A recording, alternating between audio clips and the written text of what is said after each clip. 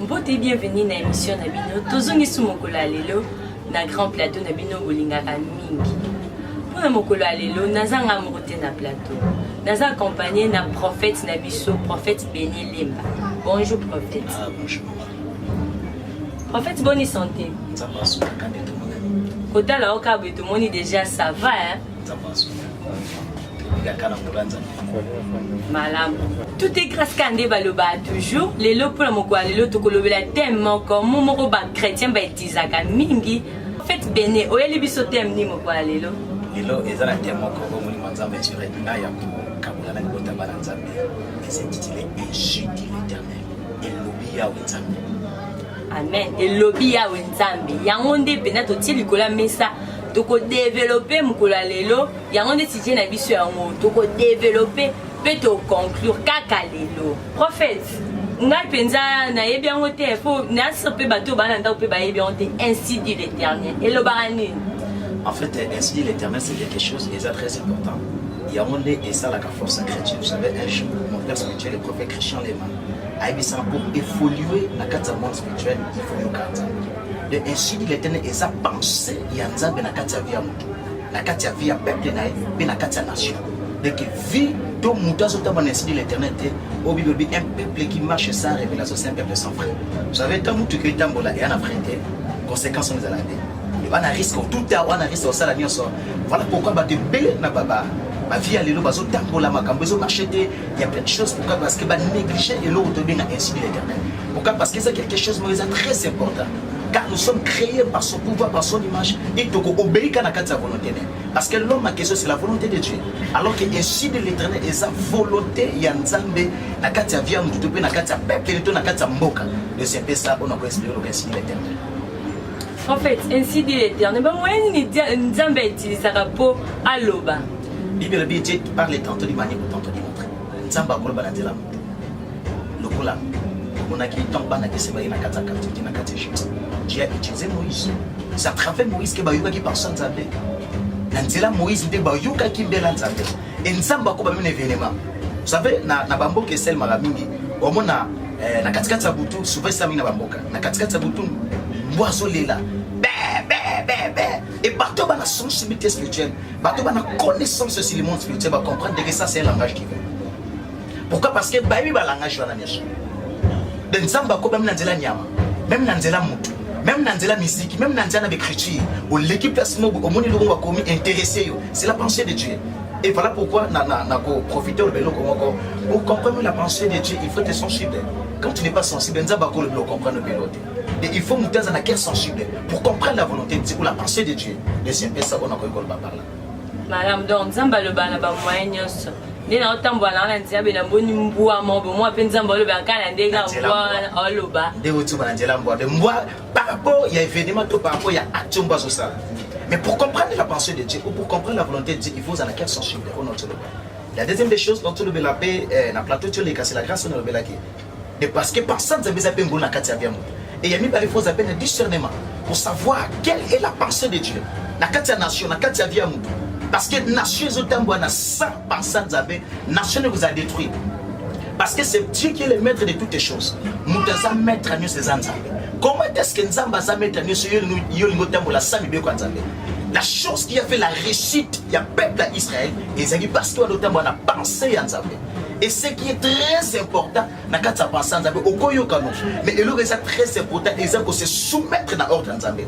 Bible dans Deutéronome chapitre 28, à partir du premier verset, il est écrit: si tu obéis à la voix de l'Éternel ton Dieu, en mettant en pratique tous ses commandements, Dieu te donnera la supériorité. Or, la supériorité, c'est la victoire. C'est le fait d'être vaincu dans un combat, c'est ça la supériorité. Mais comment est-ce que vous avez un combat sans que vous ayez plutôt sans que vous ayez pensé à travail. Tu peux avoir les cœurs sensibles, au cause à peine esprit de se demander notre loi. Mais ceux qui ont un esprit d'obéissance, un esprit de soumission qui se soumettre à la maloba nzambe, le wane le kabu. Donc on comprend que moi zoloba et j'interpelle le comme on a katinayo. Aux hommes il y a quelque chose qui se passe. Mais ceux qui ont la soumission à nzambe au moins que le kabu. N'appelle ça exemple par rapport à notre loi qui a nzamba bwana ndenga ba événement na kamba famille moko. Olima nzamba le beli bango ke bazambi na sema casse l'esprit des morts. Donc continue ma bondeli. Et tant que continue ma bondeli Et ça qu'un certain vendredi, un certain samedi, maman n'a pas ni papa na katanga. Moi il est ma casse baké na sanzete. On dit les amis tout près quand na mire mogo. Tant moi il est ma casse après quelques temps avant na sanzete moule bando kita. Tant moule kiti wa kito sani. Toki mambula o. Tant basoko takaka na katanga. Et mutu kamo gezo de sani et yesani et tout timide. Tant le tout timide bon bazaki ni bazaki parler. Par rapport à quoi? Donc nzamba le benga na événement to bengi mbula. Soki mbule betakati. Sort ya bato ngezade. Et Dieu a lobeli ba on anzela mbula. Soki mbule betakati ba ngaba kufa ba ngoniso. Voilà pourquoi nous disons que Dieu parle tantôt du manière tantôt du même par des événements. Le yaon a pas ko expliquer mon qui parle. Madame prophète, donc Zamba le baka tantôt d'une manière tantôt d'une autre par rapport à l'événement à l'autre. Des caoutchoucs le bayo moko prophète, yosa prophète. Pour la qualité nayo, on s'est présenté le quoi prophète. Prophète, c'est prophète, donc aux appels à l'Ikamoro que la population, ainsi dit l'Éternel. Bateau ba yo krama le banzambe mais ba mettant en pratique. Ok le ba boni. Na koki ko ebisa ba ke lo moko ba singa molimo santo aide ba. Parce qu'il est écrit sans Dieu ne pouvait rien faire. Tout se soumettre à ordre nzambe par rapport et nanzela ka li sunga mo molimo santo. Et la première des choses que l'homme aussi doit chercher le Saint-Esprit. Parce que c'est véritable, il y a des gens qui ont révélé à Makambo et Batami. Ce qui mutuna katinaye, je peux parler comme ça. Mutuna katinaye a sana molimo santo. L'esprit de Dieu a relevélé. Yes, c'est ici que na kei menosani. Na continue bino molimo santo rosani a enseigné bino. En fait, que a kolobela bino. La kopese bino penser ya nzambe. Il faut que chrétien a luka molimo santo. Et là, c'est la faiblesse du christianisme, c'est à cause parce que Saint-Esprit a soutenu la carte d'église. Saint-Esprit a soutenu comment? À cause de la désobéissance. À cause de la désobéissance. Le temps où nous avons un niveau, il y a tout ça pensant à péter. Nous avons un niveau, il y a respecter Maloba Onzamba Zolibate. Et mon limon centre a comme triste. Et tant que le Saint-Esprit a triste dans la carte, il faut que les chrétiens obéissent, tout ça, voir Nzambe. Tout ça, minoko ba prophète naï. Tout ça, minoko ba passer ba cadre spirituel partout. Tout ça ba. Et na ko tia mal bonne pratique et Nzambe a coupé salibo tane surtout mboka Congo surtout. A coupé sa biso victoire na niso to sal. Et tant que se soumettre na carte volonté Nzambe té. Tant que côté na carte penser Nzambe té et nion soto ko se ba no choueka. De na otilo ba que un peuple qui marche sans révélation, c'est un peuple sans frein. Quelle est la suite ya mutu gezeta mwana frère? Accident. Il y a beaucoup de personnes qui sont bâties dans ma vie. Il y a beaucoup de chrétiens qui sont à cause de la désobéissance. De c'est ça qu'on a beaucoup de Madame prophète, donc Zambaki le Blaka Moutou a un Saint-Esprit Katinali. Je peux parler à tout temps parce que tout temps. Oh, nous avons parce que quand Dieu crée, il souffle son esprit, qui est l'image de sa présence dans l'homme. Parce que ce qui fait l'homme, ce n'est pas l'extérieur, mais c'est l'intérieur qui est l'esprit de Dieu. La Bible déclare sans Dieu, nous ne pouvons rien faire. Ça, c'est ni par la puissance, c'est ni par la force, mais c'est par l'esprit. Par là, nous est loin que c'est à cause de quoi? De l'esprit de Dieu. Le n'est interpellé par tout le monde. Non. Mutalo baka molimo nzambe tezaka mutu akufi. Dango za vivant, dango za na bobo molimo nzambe na kati. Parce que eloko ezo sala ki o vivre. Eloko ezo sala ki o za en bonne santé. Eloko ezo sala ki o vivre croissance. C'est l'esprit de Dieu. De mutu nyonso ana molimo nzambe. Ya on a interpellé pour na peuple nyonso de Dieu et qui va tous sa maloba nzambe. Parce que mutu nyonso na kati na azani ana molimo santé. Mais pourquoi bon ça va manifester sur Saint-Esprit? Pourquoi? Parce qu'il y a un autre à cause de désobéissance. Et ça va tout ça semble la team à l'autre abandon. Ça va regarder dans abandon. Il y a un moment où bagan ça va y aller. Obligé de venir à papa. Mutu ya bien c'est bandé de venir à papa. Mais tout homme là j'insiste, mutu nyonso asa être vivant pas qu'il y a une image à Nzambe. Il a l'esprit de Dieu. Donc c'est ça c'est que je peux dire. Mutu nyonso asa esprit par là nazongi sous prophète. Bona ba église tant le barato senga molimo mosanto. To zala na osu to senga osu kwa. Ezaka bato basala ba ja to senga molimo mosanto. Ezaba pour moi baza mal enseigné. To senga de tout bisa molimo mosanto. David a lobby dans Psaume 23, au moins dit ma tête et ma coupe déborde de que je sois rempli de la puissance de Dieu. Basenga molimo santo parce que molimo santo na katina. Il faut que nous senga nzambe rempli na puissance. Parce que la puissance c'est la capacité, c'est le pouvoir dans l'homme. Et sa capacité on dit na katina c'est la puissance de Dieu. Il faut senga nzambe après sur ma capacité à donner de son puissance na et non que molimo santo. Molimo santo c'est à outa junzamba salaram. et molimo nzamba sa ki ta jana kata vya mtu uta joa et ceux qui yo pese osenga molimo sa wana lotika parce que molimo santo asia ya uta mtu asani asalama molimo santo eza de mokola yaka de ya ona ko ba pona peuple de ko ba na biso sima. Cher internet boyo ki penza prophète a limbole libiso donc à partir de le mambo senga soutege na senga molimo santo vanda da kati na biso quoi na sepeli makasi vraiment na prophète ndenge ya lobi prophète par là l'ainsi dit l'Éternel message ni occupe aux alanango pour na nation au bazotala aussi et ça dans le baron que être prophète c'est toute une responsabilité. Vous êtes la prophète et ça vous avez la responsabilité parce que vous portez chargement pour ça fardeau. Si nous les garanties sur le prophète n'a pas c'est parce que c'est une responsabilité. Et la responsabilité qu'on a fait ça il y avait une semaine passée. Il y a quelque chose qui me montre que papa est venu, mais je sais ma boca, papa circonstance, il m'a envoyé dans la carte boca. Et l'esprit de Dieu m'a mis au cœur pour les nations. Parce qu'à savoir nous devons soutenir notre nation par la prière. Et tant que premier jour, qu'est-ce que tu veux mentionner pour les nations? Deuxième jour, et hier soir, Ezaki, quitte mon corps, parce que Nazaki a fait un katanda, nous quitte mon corps, on avait un pâturage, que Dieu bénisse l'homme de Dieu, dans le bâtiment, qui n'a pas de cannabis au Congo, tu as un bassin d'Anzam, Mongolou et ben en Congo. Mais l'autre, c'est la faiblesse, il y a Congolais, et ça, posant la tétitesse. Congolais, il y a sans embêter. Je suis un prophète de Dieu, je n'en disconviens pas. Mais je respecte tous les hommes de Dieu. Et je respecte ça et pour ça, je landa mingi. Na bando landa lobby na place na zagi loger na kata prière na landa kilti ya passé espace bakadi on appelle simboté. Tant que ça la kilti zagi kilti ya cérémonie à Saint-Étienne. Et tant que ça Saint-Étienne, moi nzamba tinga il y a des choses qui n'a révélé par rapport à Saint-Étienne. Je dis comment ça? Oui, moi nzamba singa tant les pasteurs zo baké mutu ça simba gato asimbaté jinaye pour tout ça c'est Saint-Étienne. Et moi aussi l'esprit de Dieu m'a mis au cœur et na simba ki gato et na simba ki na ji au molimo nzambe alobaki papa et pas ya papa Espérance bakadi. Et tant on a simbi yango et tant on a béni ba biloko oyo bagito simba après ça va ko bénir yango ngana lienzo to Yesu parce que le père représente le corps de Dieu et le J qui est l'image du sang. La zunzo to pe na menima kila Yesu Masia. Après ça on me l'a tika na ngande ndambo ya shimo mukia. L'esprit de Dieu me dit ne jette pas ça. Tiango na kata mwana ko sukola sukola. Et ton na tona kata mwana ko sukola ke sukola. Après avoir ko sukola senti faiblesse. Force nous ceci na kata nzoto na sa. Et loko na santa ki lobi, et ça et loko na santa je n'aura baptême du Saint-Esprit. Parce que les jours où on aura baptême du Saint-Esprit, c'est un événement qui s'est marqué dans Santa, impuissance dans d'autres langues, tu ne peux pas imaginer. Et hier soir, on a senti merci, on a senti impuissance dans d'autres langues, tu ne peux pas imaginer. On a senti faiblesse dans Nyonso. Et on a senti ma faiblesse dans Lali. Et même on a gâté na poni. Et on a gâté d'autres, gloire à l'Esprit de Dieu. Et Nzambe a bien gâté d'autres. Il commence à me dire des messages pour la nation. Notre nation. Voilà pourquoi notre baguette, il faut tout yoga. Peuple congolais. Et l'autre que ça la force là yo et ça retourne ça. Tika biyoka yoka. Tika là j'insiste tika biyoka yoka peuple congolais parce que la force il y a peuple et ça pour ganza. Na autre on a dit que nous sommes créés par son image. Nengo va bon ça makasi noté.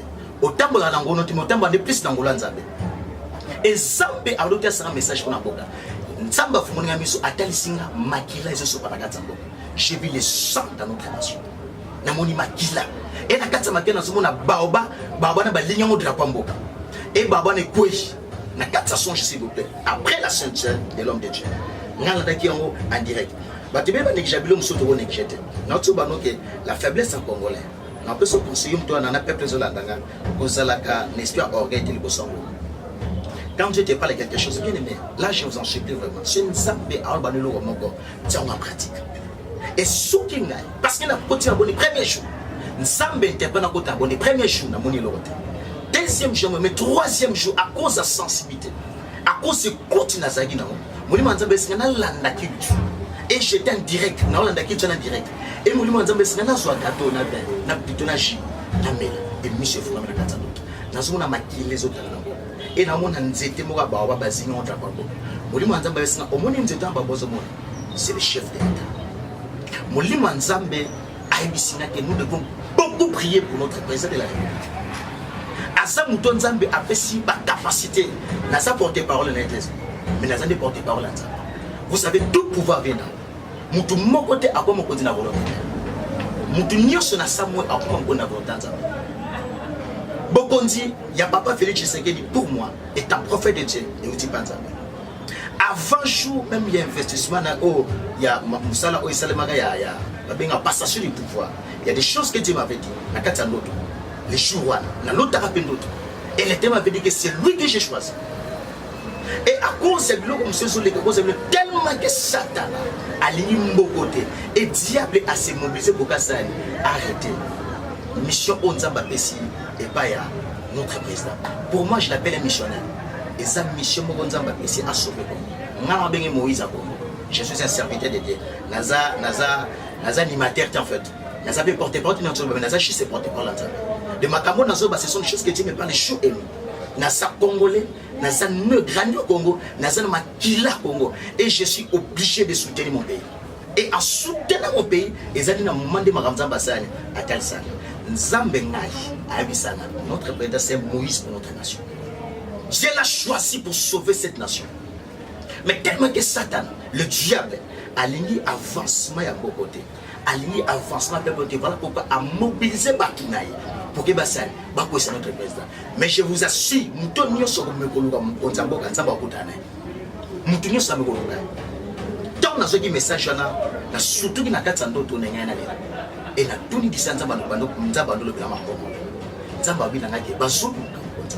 Et Dieu m'a donné la précision date.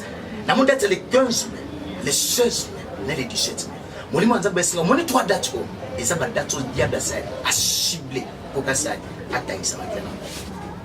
Aligner que le peuple congolais est comme à disperser. Aligner que le peuple congolais est continue à souffrir. Mais pensez à Nzambe. Donc comme je n'attends que Nzambe aligné à déclencher ma grande choses dans Nzambe. Mais à travers qui? À travers son missionnaire. Qui est le président de la République Nzambe. Des Zambatenga qui est peuple congolais au Kamala. Et c'est aux Nzambe côté, mais on a Makila congolais.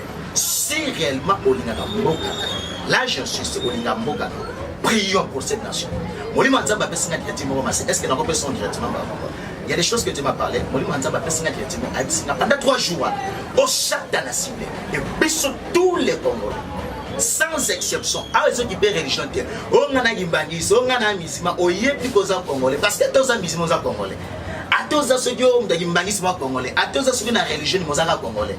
L'Esprit de Dieu m'a dit que pendant ces 3 jours, les 15 mai, ça je sais, les 15 mai, les 16 mai et les 17 mai, que tous les Congolais, à qui là, pendant minute à 12 heures, et que Dieu sauve notre Moïse et que Dieu intervient en faveur de notre Moïse. Il y a des signes tout le monde espace à 3 mois. Je suis un prophète de Dieu, je sais des choses que je dis. Espace à 3 mois.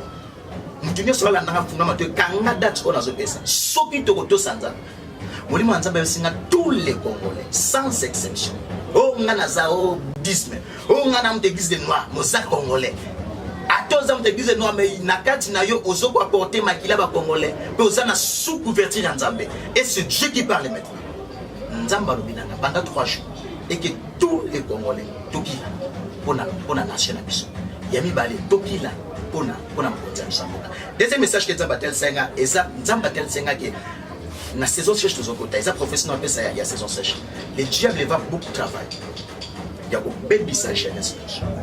Qu'est-ce que le diable veut faire? Namoni Satan après malade nous a frappé na katamboka ya ko ça ba sexe ya basi médical.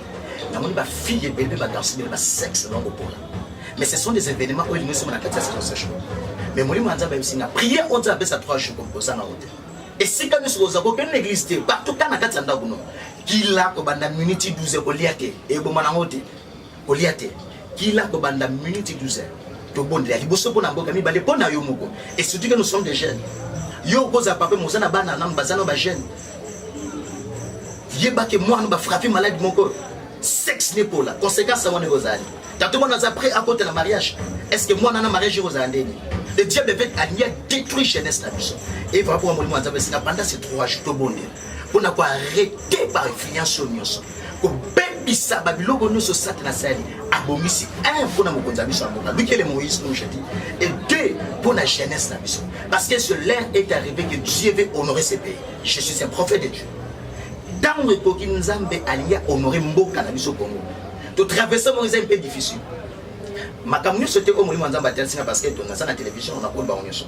Muto nyonso ana besoin d'information nyonso a contacter le numéro plus de 143 89 24 15 806. On a une question que se poser tantôt comprendre te contacter le numéro na ko yamba yo si ça jokutanga kutana si chazo benga même par téléphone benga na ko pesa ba explication. Plus de 143 numéro na 89 24 15 806 parce que il y a makambo mususu na moni na ko lobano na télévision de notre et ya makambo esenga biso na biso ba peuple parce que ndeto to babwe bato ba voisin bazomona batalibana bato pays musu basani ba mona makambo nyonso teke oyo na mona ko lobano ba na télévision de simple ça ce sont des choses que Dieu m'a parlé. J'ai beaucoup pris pour ma nation, j'aime ma nation na lingambo kana tellement je suis né congolais et je mourrai congolais na ko changer nationalité ngano bango chaque jour. Et si kanyo suna kede na ko honorer image mboka na et na souci ya mboka na mulima Nzambe na responsabilité ta prophète autant na mulima Nzambe atina keto sani na kota mabonde na travers service à Saint-Seigneur l'homme de Dieu on a autoba et passer sur l'espace bagadi na simbi kaka lui na parler mission mulima sani et funga de ce sont des choses que Dieu m'a parlé na ko sepela et que congolais nyonso tiens ma pratique comme je dis que la force de Dieu et qui t'agaka na tant au peuple insani et dans la désobéissance. Et l'eau que séparé à Danan Nzambe ça de la désobéissance. Dieu l'a dit. La personne a gagné sa jardin. Nion César mais sauf arbre Moussa Nicolas. Mais quand Adam a désobéi n'a passé à Nzambe dans la suite Adam. Na yite que Congolais tout vivre suite baba conséquence au Adam qui va dire. Donc comme un peuple Mogozanga papa parce que le président c'est notre papa actuel. Celui qui dirige c'est notre papa. Alors on a souci soit na souci mboka na yo sambela pona mokonza mboka. Qui l'a pendant 3 jours oyo et Nzamba alliance soit pesi vision. Obibi quand j'ai dans la vision de aussi la provision. Provision ezanini on Nzamba pesi provision solution. Solution na nini na kolonga bitumba oyo. Je vous dis vrai bangunia na biso ya mboka ko basani bakokufa. Bangunia na biso bakokufa. Bato baso combattre peuple congolais et comme il t'a Nzamba ngosani ali a honorer mboka na ye. Donc c'est un message que Dieu m'a donné par rapport il y a ainsi dit l'Éternel. Prophète, question mon cas dernière question par rapport à moi. Moi dès que bino mon bassin Nzambe bo se contredire. Bino mon cas bo se contredire. Ça nini? Bo se contredire ko. Est-ce que Moussa Nzambe le trouver comme Moussa Nzambe? Biobi na tanga soga ebele baboya bakobaki na saki na Congo le menga na biwa moto. Bate belé to benga basana ba basanza beta. Na jugé mon doute. Mais il y a beaucoup de serviteurs qui ont accepté, parce que charlatan. À cause d'un piaka, mon qui m'a envoyé Simba sous terre, non, il y a encore Simba encore l'église, à Québec encore l'église. Oh, l'église a copté. L'église c'est une responsabilité. Notre bon être un prophète, c'est la responsabilité. Mais mon doigt, c'est la responsabilité, on va passer à cause de contredire. Moi, je m'en vais à mort. Moi, je m'en vais à contredire. Si vraiment tu as l'esprit de Dieu, on comprend ma camouflage. C'est simple ça. Makaba boyeka na wise be isika mususu olukongo oswate kaka wande ba véritable to lo bango kaka babi awande suka to suki si a part na bisika okete pardon prophète lo basuka ni oloba na population brutale aussi le basuka ngeza kamoko peuple congolais kambala fungola matoi yoka bansanza be konta moto ko sanorgete ko tchalo lendo te Naza plus forte que les calculations, mais c'est une grâce. Vous savez, la grâce, la faveur méritée. Naza plus puissante que les prophètes. Mais ça, juste un molo nzamba pesi, on a pesi un message. J'aimerais que un molo nzamba pesi. Na loba qui devant une grâce pas similaire. Tout similaire en molo. Tout sans nzamba. Tout ça ainsi l'éternel. Pendant 3 jours, les 15 semaines en lobby, les 16 semaines, les 17 semaines, qu'on liate au boufate, de minutes à 12 heures. Et si quand nous sommes à la bonne nzambe, senga mon nzambe na kata mboka, yebisa nzambe a délivrer mboka oyo. Pourquoi? Parce que mon mounia sani a longate. Le message en quoi ça on a que tout ça maloba nzambe. Partout cause la bien mis les soignants, tout savoir nzambe. Même na kata église nzambe la parce que na ce message moko respecter parce que na kotia maloba nzambe na kata mbe ko nzambe sani akitaka. Nzamba traiter na ba impolité. Impoli nzambe to on a désobéissance avant nzambe. Même na kata ndako, papa pe saka mi mwana wasani, mwana botosi. Moi non to saka papa te moi non to saka tinde te moi papa pese logo ezate donc papa na biso nzambe a traité avec kana bato ba sali ba ta mana obéissance ya maloba de se soumettre kaka na pensée nzambe mona ngasuka ya mwana. OK bande su numéro na na bike plus 243 89 24 15 806 numéro na ya mwana. Madame prophète moi ba mbote pour bato ba otala yo na pesi mbote pour na peuple congolais nyoso.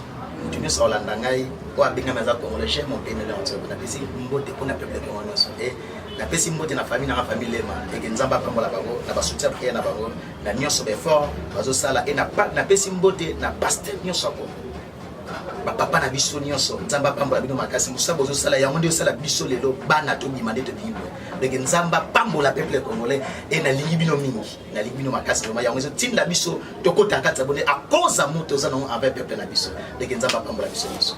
Merci prophète. Bino moboto Olanda ndenge prophète alobi a pandi peta tekeko ba bia pandiango na una tikena pesa mpe pour 3 jours non lia denga mtel boso no bandango mama papa botalanga botilanga blotel na mais le 15 le 17 non lia te jeune mikolo ya tara pona ekolo basambela akante jamais ndena lobana bino kwa bo s'abonner massivement bato nyonso balinga Wise Media ya bino yango des grands plateaux en route yo mwana nzambe kumisa koza mwana nzambe oza pena likambo ngolo balokwa baninga tande ba eza ngo simple ka numéro ane s'afficher na bana benga biso contacter biso o sepela na biso benga biso yaka na ba réponse yo lingo contredire pasteur yaka porte spendeza au fond ma babi a so ye porte to site fond la kala on na ba signature to retirer te ya biso to akoto te biso site signa ya to signer pas matena makila so longo ezandeni